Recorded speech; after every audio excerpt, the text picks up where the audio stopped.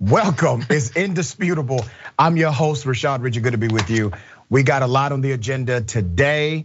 Breaking down news of the day, none other than Morgan Harper, US Senate candidate, Democrat out of Ohio, all right? And commentator Young Voices, Sarah Montalbano will be my debate guest. We're gonna talk about Sarah Palin running for the US Congress.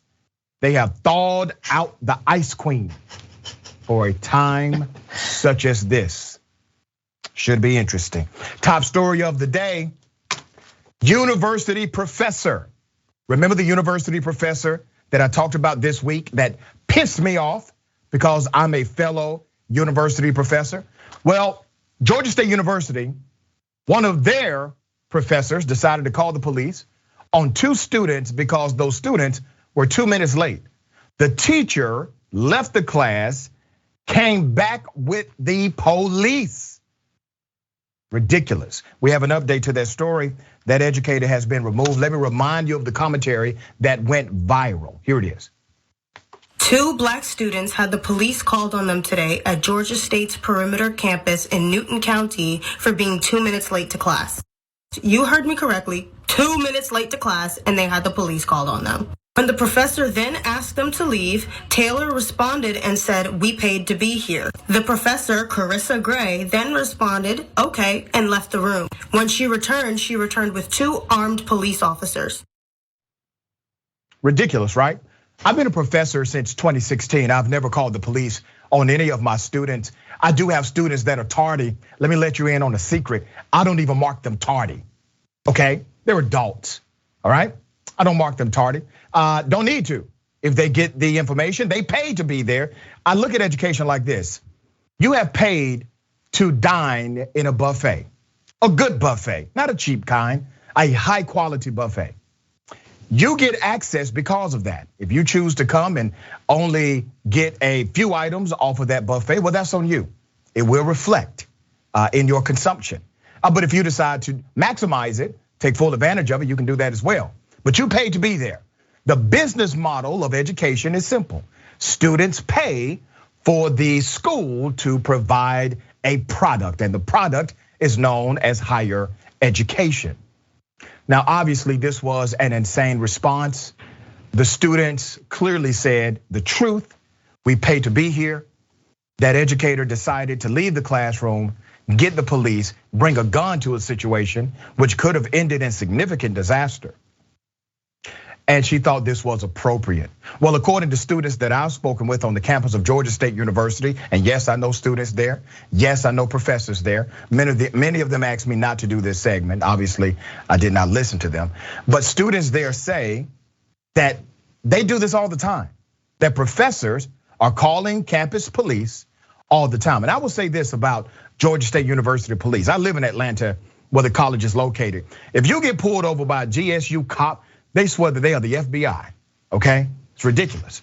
All right, here's some background.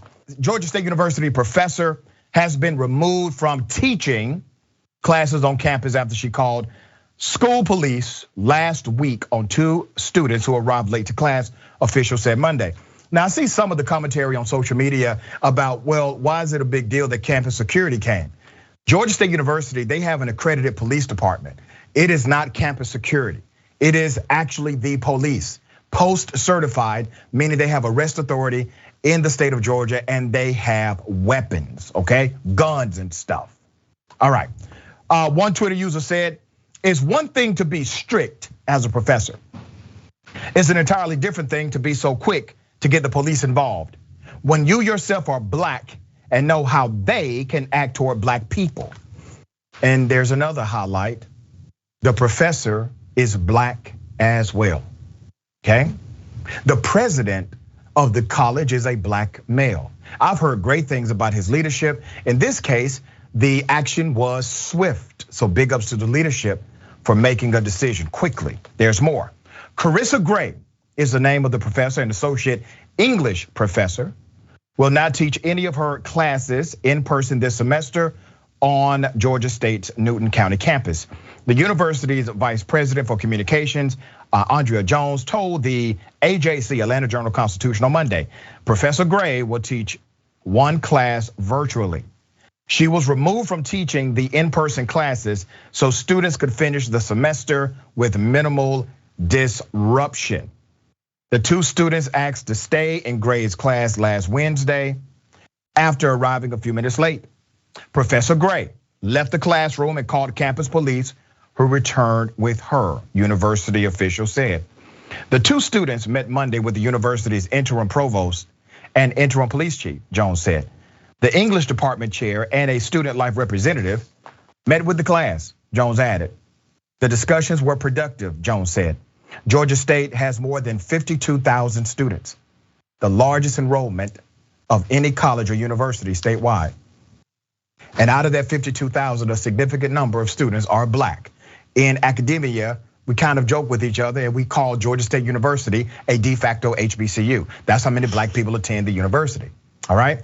So we have some movement here. Obviously, this action was extreme, lacked sensitivity. And the administration will still have much to answer for because according to the students, there's a culture that permeates on that campus where professors feel as if to handle Black students, you must call the police. Well, that is a problem with me. I am a diehard student advocate. Whole lot of people at my college that I teach at don't like me. I'm okay with that. I will always advocate for students. All right, Madam, what are your thoughts on this? Yeah, I'm glad to see that there was accountability and that the leadership took swift action. I mean, I'm not that familiar with the Georgia State system, but it sounds like this is a satellite campus. I've heard from a lot of students at satellite campuses and some of our universities in Ohio that they don't always feel like they're getting the same level of resources, treatment, that you don't have the same kind of learning environment. And so, as we hear, because I'm running for federal office, as we hear at the federal level that we need to be prioritizing training, educational opportunities for people and young people, we need to make sure that we are creating learning environments that meet folks at all levels of education that they're seeking in all places and geographies. So yeah, there needs to be some reflection here on what kind of learning environments are we creating, and the police don't really need to have a role in that, and being late to class is not a crime the last time I checked. That's right, and Morgan, most colleges do not have the police, and teachers are able to teach, professors are able to lecture, and people have to remember this, and I say this to anyone who's in education, you can't teach them if they're not there. And if you are called to teach, that is your primary obligation. I am glad that at least they are in the classroom.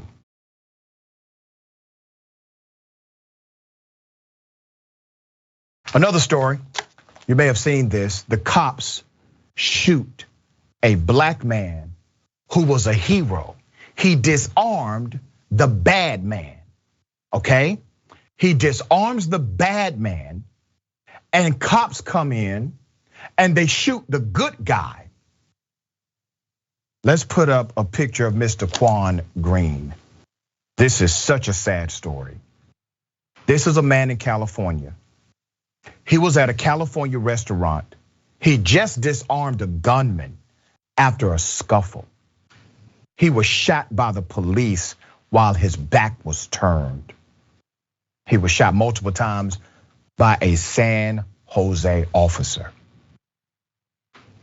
Quan Green and his friends were eating at La Victoria in San Jose. March 27th is when this happened. A man came in, threatened everybody. His attorney, Adante Pointer, said the man left the restaurant and returned with two others, and a spat ensued, right?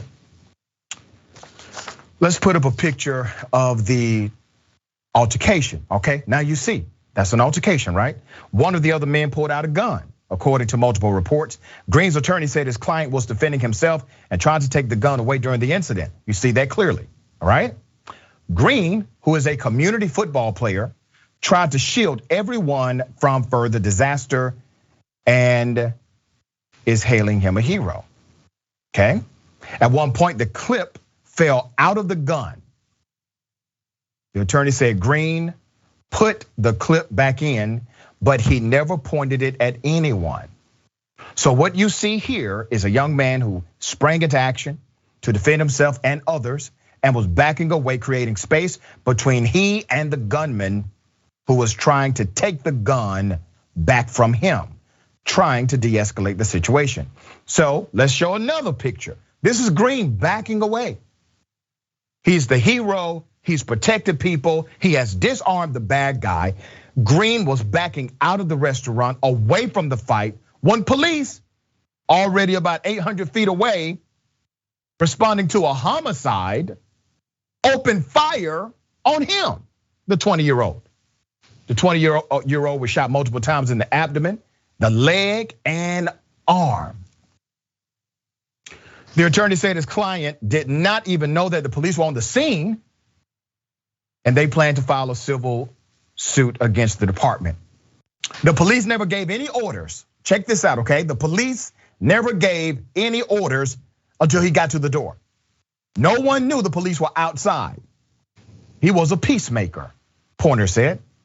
He was backing out the door, and at the time the police said, drop the gun, and not even 2 seconds later, he was shot. He was never given the time to recognize the police. He was never given the time to drop the gun, and he was the hero. Put up the picture of this hero again. See, this is what happens when you are a black hero in America. That man risked his life, sprang into action, stopped others from being injured or killed. Police arrive. They're not even present for that situation. They don't know. They just see what? Black man with gun must die. He's fighting for his life. He's still alive. They tried to kill him. As many bullets as they put in his body, it's a miracle that he is living. Okay. San Jose police chief, let's put up his picture. That's Chief Anthony Mata said the officer who fired his weapon has 4 years of experience and was placed on routine administrative leave. We're going to continue to follow this story. Now, here's the reality of it, okay? It's clear that the brother who was shot multiple times was not trying to kill a cop. He was not trying to harm anyone else. He was the hero who just disarmed a bad guy, right?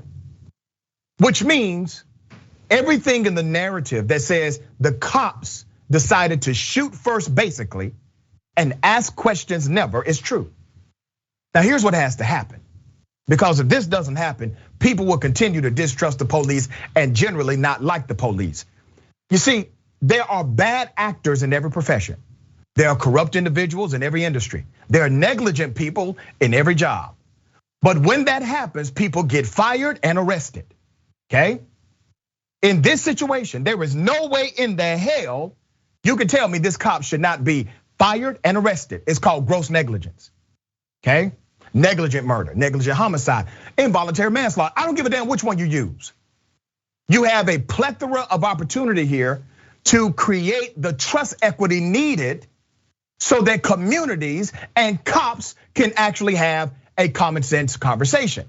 Now let's stop all this off the record stuff, because police officers will tell you off the record, oh, that's jacked up, that's messed up what happened, that was wrong for what that cop did. But if you all are not willing to stand up and speak out now, whatever judgment you get because of the bad cops that exist among you, you deserve it. You deserve that judgment because you refused to speak out against it. All right, thoughts? Yeah, I mean, first, I'm glad that he's okay, and hopefully he does recover, because I mean, it's so difficult to even hear the story. And I agree with you. I mean, what you're getting at is accountability. Yeah.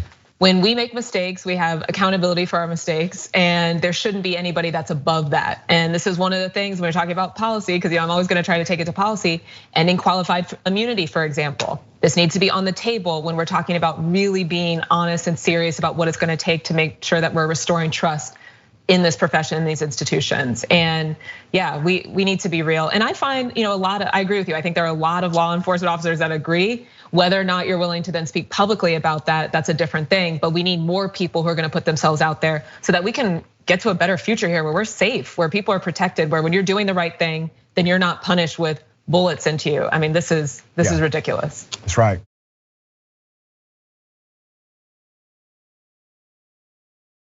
Let me tell you something else, Morgan, that's ridiculous. Tennessee Republican lawmakers, they want to basically eliminate the age requirement for marriage. And there's a reason why they want to do this. First of all, because they are perverts, number one, but they're trying to cover something up. Let me give you this. I'll put up his picture full throttle. All right.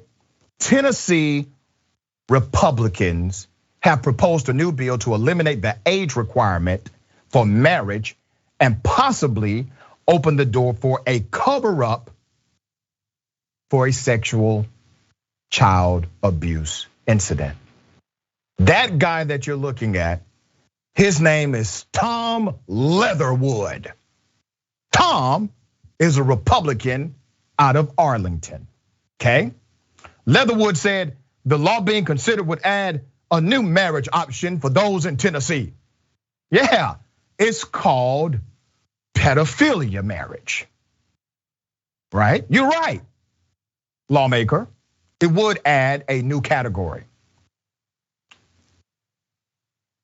According to this lawmaker, he says, and I quote, so all this bill does is give an alternative form of marriage to those pastors and other individuals who have a conscientious objection to the current pathway marriage in our law. But missing from the bill are age requirements, opening the door for possible child marriages, something the bill sponsor absolutely acknowledged during the Children and Family Affairs Subcommittee. Leatherwood said, and I quote, there is not an explicit age limit. Isn't that something? It gets deeper. Representative Mike Stewart, a Democrat out of Nashville, who sits on the subcommittee the bill passed out of, said he doesn't understand the motivation. You don't? You don't understand the motivation here, Mike? I don't think any normal person thinks we shouldn't have an age requirement for marriage. Put up Bill's picture again. Put up Leatherwood, Tom Leatherwood's picture again, the sponsor of the bill. Okay, I'm gonna help you out here, Representative Mike Stewart. You see that guy, your colleague, he's not normal. All right, I hope that helps you because you seem to be confused here. That guy is not normal. Him, not normal. All right, so his colleague says, I don't think any normal person thinks we shouldn't have an age requirement for marriage. He added it could open the possibility to cover up child sex abuse. It should not be there as it's basically a get out of jail free card for people who are basically committing statutory rape. I mean, it's completely ridiculous. So that's another reason why this terrible bill should be eliminated, Stewart said. Put up the picture of Representative Tom Leatherwood. That's what Tom wants. He just can't come out and say it, but that's what he wants to do. And there's a reason he wants to do it. There's a motivation, okay? Under the current Tennessee law, you can get married as young as 17 with parental consent. That's not enough for these guys, okay? They want to eliminate all of that. This is not the only recent story related to the GOP and child marriage. Let's put up a picture of this other guy, all right? Wyoming State Senate, Anthony Bouchard, when he was 18, fathered a child with a 14-year-old girl, and then married her. The marital privilege law meant she could never be called to testify against him. After the statute of limitations ran on the statutory rape felony, the senator divorced his young wife.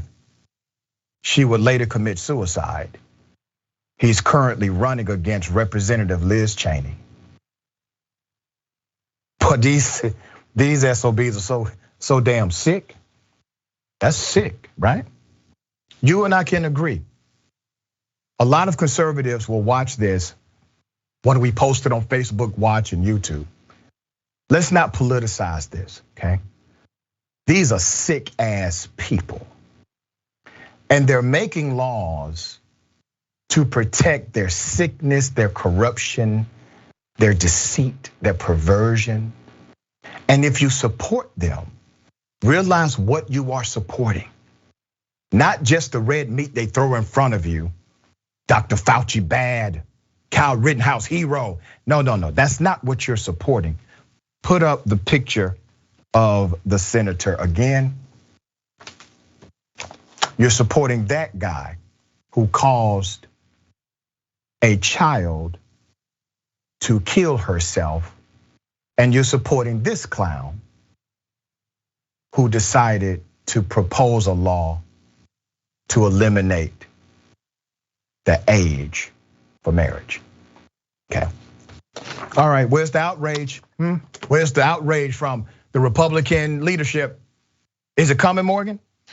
No, I don't think so. I think we know pretty clearly. I mean, at this point, the GOP is not about following the law. It's about rewriting the law to protect themselves, as you said. And then even worse, I mean, they are really trying to implement a vision for this country where women, Black people, all sorts of people have no rights and no freedom. That's what this is about. And so we need to be really honest about that. And speaking of, I mean, just the risks here with this type of policy, level of child trafficking, sex trafficking that is happening all over the country. And very interesting, when speaking about outrage, who are these people outraged about? A very qualified Black woman trying to get into the Supreme Court and trying to claim she's about protecting pedophilia? Get serious, get serious. I mean, this is what they are proactively trying to do. No member of the GOP is saying anything about it. And any Democrat who is confused about where we stand right now in the very abnormal times we are living in probably needs to reconsider their representation as well. Very well said. All right, we got more on the other side. It's indisputable, stick and stay.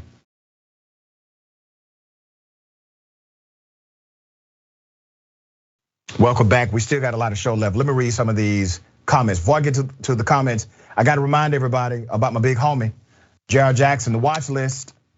Okay, big deal, great show. Subscribe on youtube.com/watchlisttYT.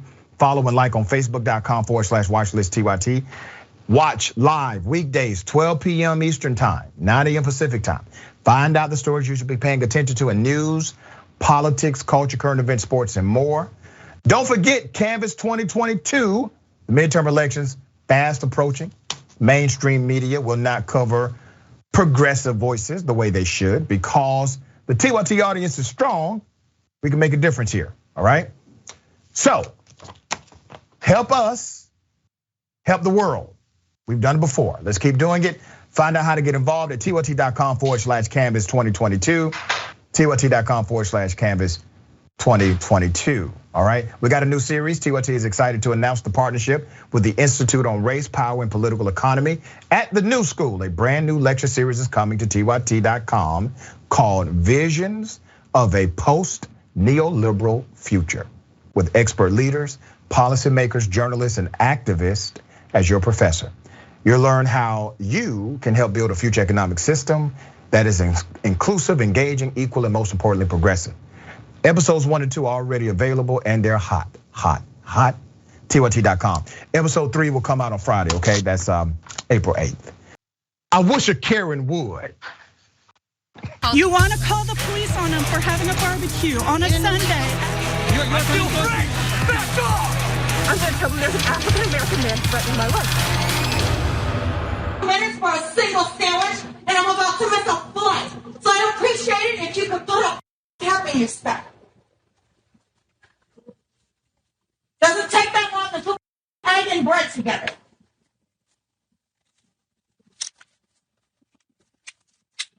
So again, you don't want to make sandwiches? There's hundreds of billions of places higher.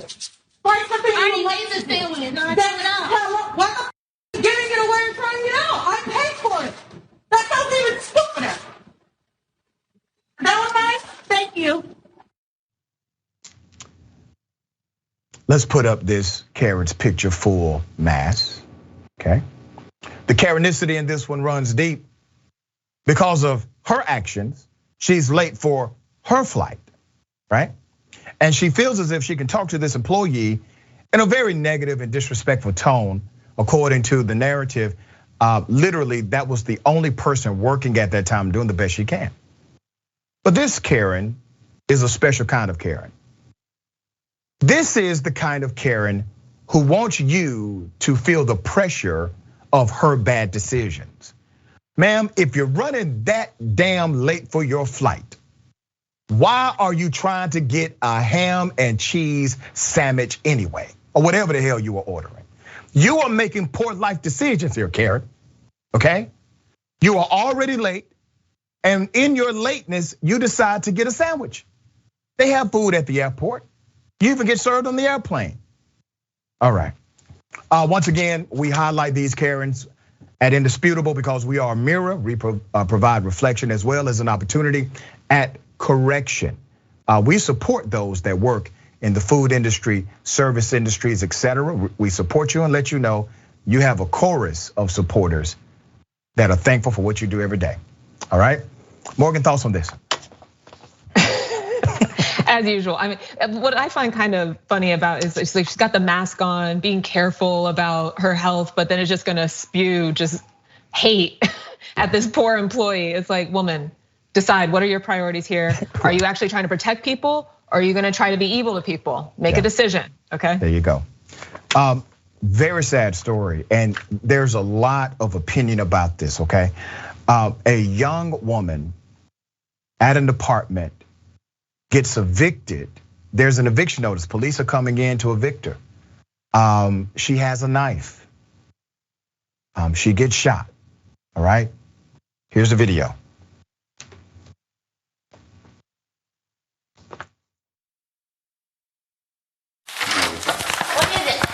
Hi. What is it? Are you Yan Lee? Yes. Okay, here's a notice to evict. Okay. What? It's your notice for. Put the knife down right now, or I'm gonna. Put your knife down. Put the knife down. Put the knife down right now. Put the knife down right now. How do I know you are an intruder? Put the gun down, ma'am. I'm gonna shoot you. Put the gun down. How do I know? Put the gun down, or I will shoot you. You're on a gun point with a knife. Put the gun down right now. Put the gun down right now. Drop the knife, ma'am. You will get shot if you come at me with that knife. I will shoot you. I'm not afraid. Why you bite? You will be shot. Do you understand that? Ma'am, drop the knife. You have not even shown your bite. Don't. And your poor guy is a fake police officer. I am not a fake police officer. Drop the knife. Drop the. Hey, this is the Sheriff's Department with the San Diego Police Department. We're both here. I need you to put the knife down and open the door.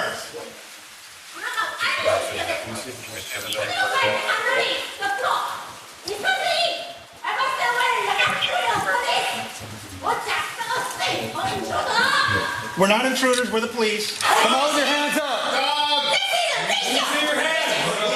Beanbag, beanbag, beanbag. Put your hands up. Come here. Get down. Get down. Drop the knife. Drop the knife.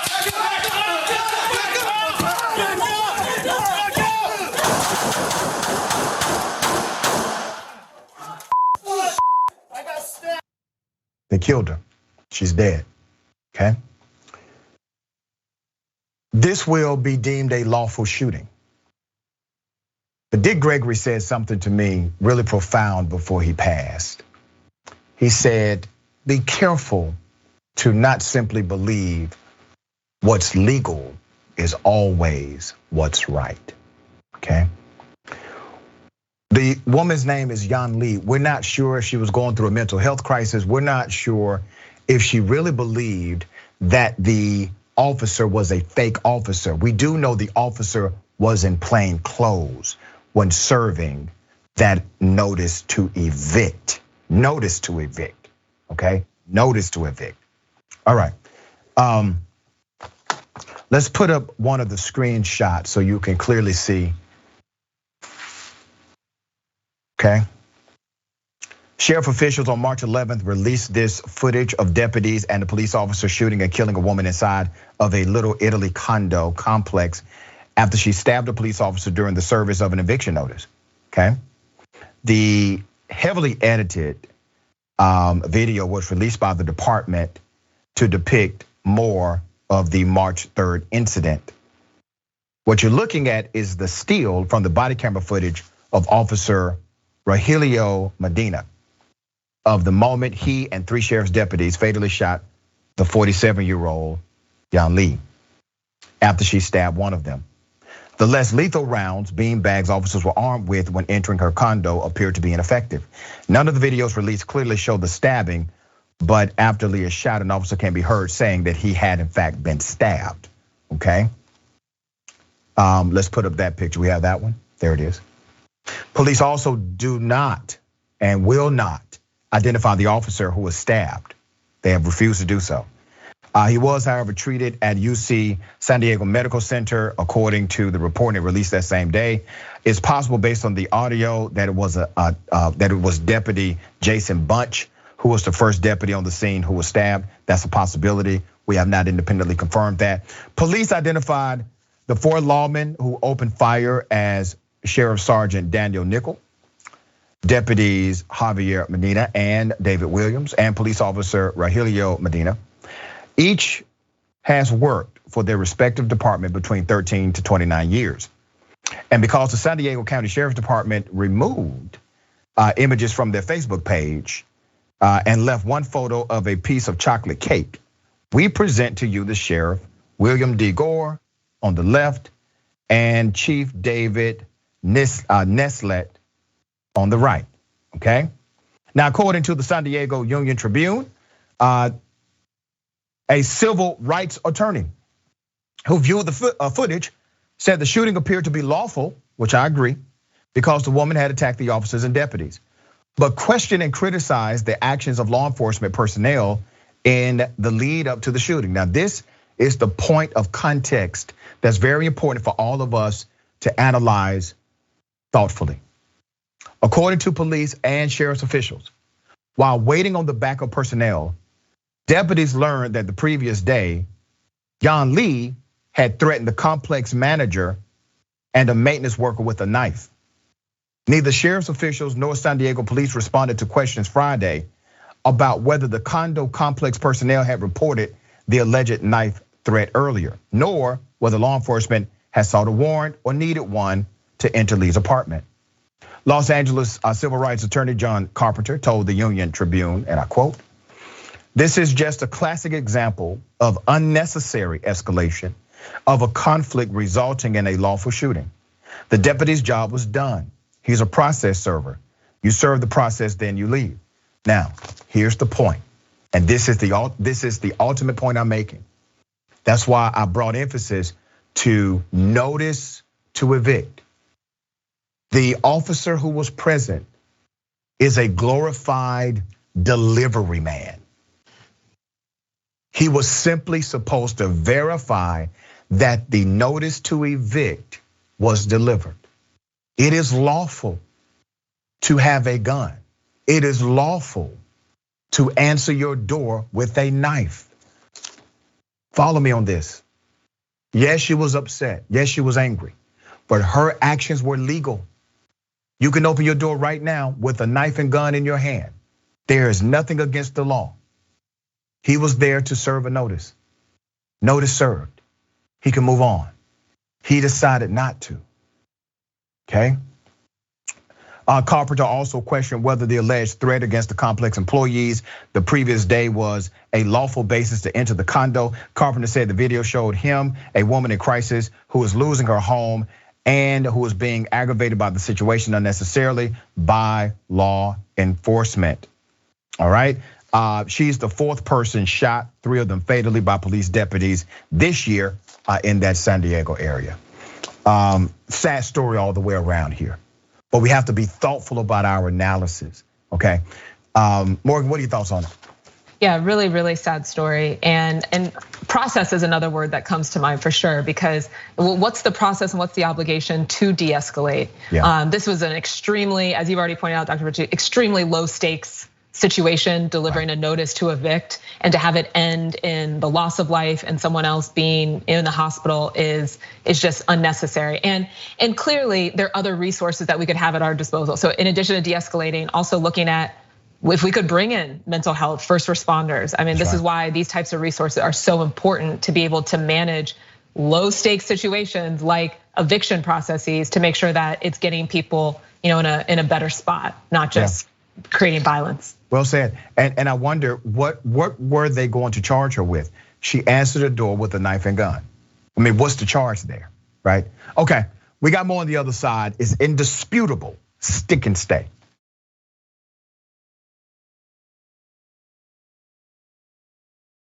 Welcome back. Okay, we got a lot of comments. Let me read as many as I can. TOT member, Colorado Blue Blazer regular. When you are screaming, you don't get to say, I would appreciate.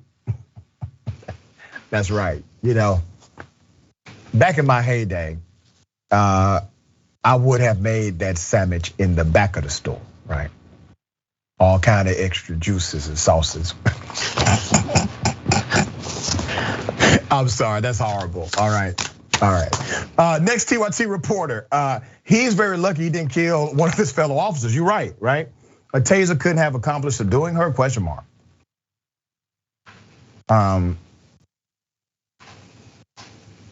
Nana Nikki, let me take this to the back, ma'am. Nana, we're right there. Yeah. All right. Okay. Marjorie Taylor Greene says if you support Judge Ketanji Brown Jackson, if you support her, you support pedophilia. All right. That's her latest comment from her government Twitter account. Isn't that something? Let's put up the tweet. Okay. That's from her congressional Twitter account. She says, Murkowski, Collins, and Romney are pro-pedophile. Let's put up their pictures. Okay. All right. Marjorie Taylor Greene did indeed use her congressional account to tweet the baseless accusation that these individuals are pro-pedophile because they said they will vote to confirm Ketanji Brown Jackson to the US Supreme Court. Now, I don't know if they're going to push back hard on this or not. They are typically afraid of Marjorie Taylor Greene, many of them. But here's the reality, Marge. Can I call you Marge? You travel across the country with a guy who was currently under federal investigation for trafficking minors. His name is Matt Gaetz out of Florida. He's your bestie. And Marjorie Taylor Greene, if you're so concerned about pedophiles, you don't have to look any further than the GOP. You have Republicans in Tennessee trying to pass a law to eliminate the age for marriage in the state. No minimum, according to the lawmakers who support it. Okay, it is worth remembering other GOP lawmakers falsely accused Ketanji Brown Jackson of being lenient in cases involving photos of child sexual abuse. That has been a narrative that some have picked up. In the congressional tweet, the account could be in his last days. Greene's personal profile was nixed, we talked about this, from Twitter in January for what? Repeated violations of the platform's COVID-19 misinformation policies. Critics said they reported her latest outrageous post to the company, so we shall see what happens. Now remember, Marjorie Taylor Greene, this is all politics and red meat, right? She doesn't really give a damn about children, okay? She doesn't care. But here's the other part of it. You know, Republicans care not about any value at all. I mean, it's as if they have engaged in a race to the bottom, but there's no bottom that exists. All right. Okay, Morgan, you know, if successful, you'll be up here with these clowns. And I know you will call them out when things like this happen. But what are your thoughts? Yeah, I mean, so a couple things. One, Marjorie Taylor Greene has endorsed one of the Republicans running for this seat, JD Vance. Okay, so very much involved in the Senate race that's happening here in Ohio. And it's easy to paint people like her as a clown. But let's also point to the fact that Rob Portman, who everyone likes to pretend is some reasonable Republican that's been representing Ohio, he's made it clear that he is not going to vote to confirm Ketanji Brown Jackson. Yep. So all of them are radical. None of them have any values. They don't stand for anything, but that's not enough. We need to have Democrats that actually do stand for something that people can believe in, that are not bought and sold out. And that's the risk for us, that these folks will continue to win until we start putting forward people like the campaign that I'm running and other folks across the country that are really about the people in a compelling way. And that's why we need authentic souls to seek public office. But it has become so corrupt and so ridiculous that you become a rarity. You are a rarity. You are a person who is brilliant and obviously motivational. You have integrity in your leadership. Who wants to go to politics with that kind of resume, right? So you are rare, and we're thankful for your leadership, and we will continue to be supportive. Okay, there's a cop who has been charged with intent to prey on a 15-year-old child. Put up his picture. All right, you see him? Marion County, Iowa. He is now a former Pleasantville police officer.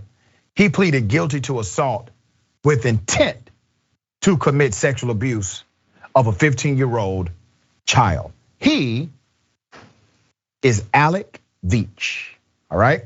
It was last November when the Iowa Division of Criminal Investigation arrested and charged Veach with assault related to sexual abuse and other crimes involving a minor.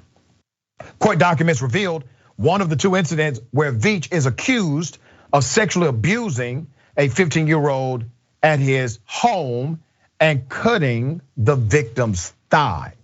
Now, I want you to remember something, okay? The charge doesn't add up all the way here. It doesn't match. It should be much more severe, and I'm going to explain that. According to the Oskaloosa Herald, investigators said he, being the cop, used his position as a police officer to further the abuse, and at one point had placed the child into a sleeper hold. One of the incidents occurred at the Pleasantville police station and was caught on video, according to the court. To avoid a conflict of interest, because Veach was a sworn police officer in Marion County at the time of the incident and arrest, the Marion County Attorney's Office recused themselves. The Warren County Attorney's Office prosecuted the case. There's more. A judge has accepted the change in plea, but has not yet sentenced Veach. An attorney for Veach has filed paperwork indicating an agreement on sentencing with prosecutors, but the judge is not obligated to accept the terms. Veach has notified the court through filings he will plead guilty to 2 charges. Here are the charges: willful injury and assault with intent to commit sexual abuse. The remaining charges are going to be dismissed if the agreement is adopted by the judge. According to the filings, the plea deal that will be placed before the judge to consider will include how many days in jail? 14. 14 days in jail, okay? A 5-year suspended prison sentence. You know what that means? 5 years, he's supposed to go to prison for at least 5 years, but the judge is going to utilize that judicial thing they have the authority to do and just say, I'll suspend it. 5 years of prison suspended, okay? 2 years of probation. He does have to register as a sex offender for 10 years and will have a 10-year special sentence that's similar to parole, all right? We're gonna follow this. The sentencing is gonna happen on May 12th. We're gonna put pressure for the judge not to accept this deal whatsoever. Now remember, there's a 15-year-old victim. What are we saying as a society? When we allow individuals to seek positions of leadership and power, authority, trusted positions, we then utilize our tax dollars to pay them for that trust. We pay them to be in that position, and then they turn around and abuse that system. They abuse that trust, and they prey on our children, and we give them literally a get out of jail free card. Now, what are we saying? We're saying that he is more important than her. That's what we are saying. I don't give a damn how the attorney tries to clean this up. That is the message, okay? This sick individual is having a slap on the wrist for one victim. But where are the other victims? Oh, I'm sure there's more. Notice they did not charge him with violation of oath of office. Remember, I've been telling you about this for a while. When you don't see the charge, violation of oath of office, the fix is in. Because that is the catch-all that guarantees that person is going down and will never be able to be a cop again. They didn't charge him with that. The fix was already in. All right, Morgan, thoughts on this? Yeah, not much more to add. I mean, disgusting, 14 days joke, especially for this kind of offense. And I agree, sends a horrible signal about how much we value life, children, and safety. And it's despicable. Yeah, extremely.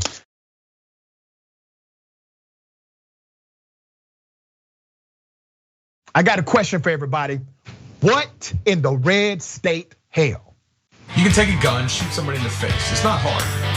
Sometimes it might even be fun if they're a godless commie. Now, what they're trying to do is sneak the COVID vaccine in your salads. I hate math. Somebody say amen.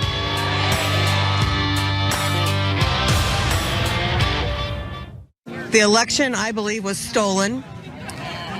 But we know that. Space Force has it all. Trump has all the information. It's going to be overturned. What do you think Space Force has? Space Force is a military branch of the, just like the Army, all the military. And they literally, walk up here. They literally, the night of the election, they literally watched the election be stolen.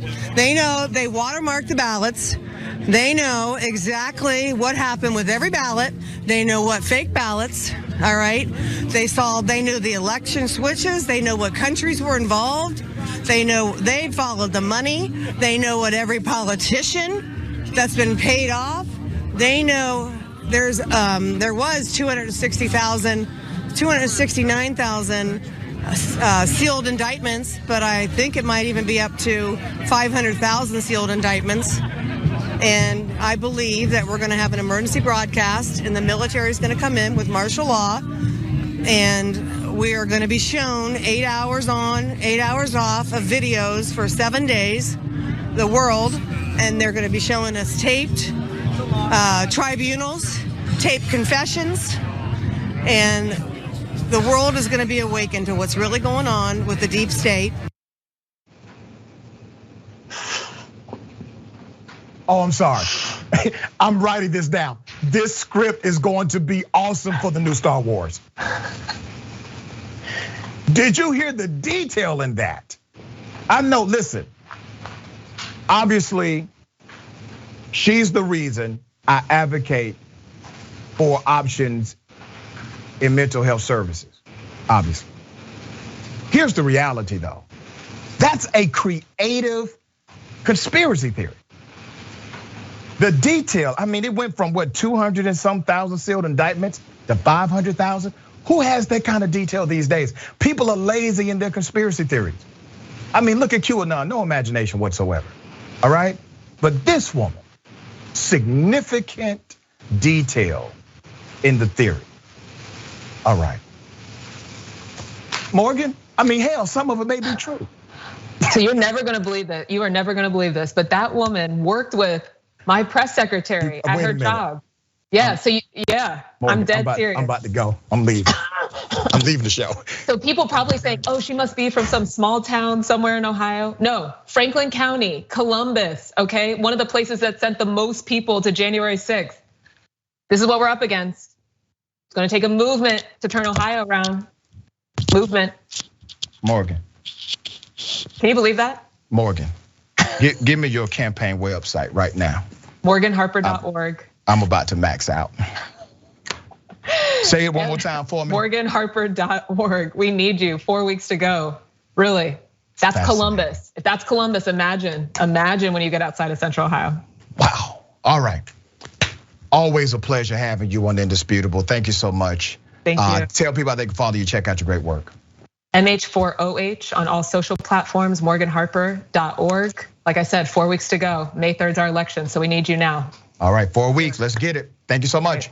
Remember, take care of yourself, take care of each other, take care of the planet.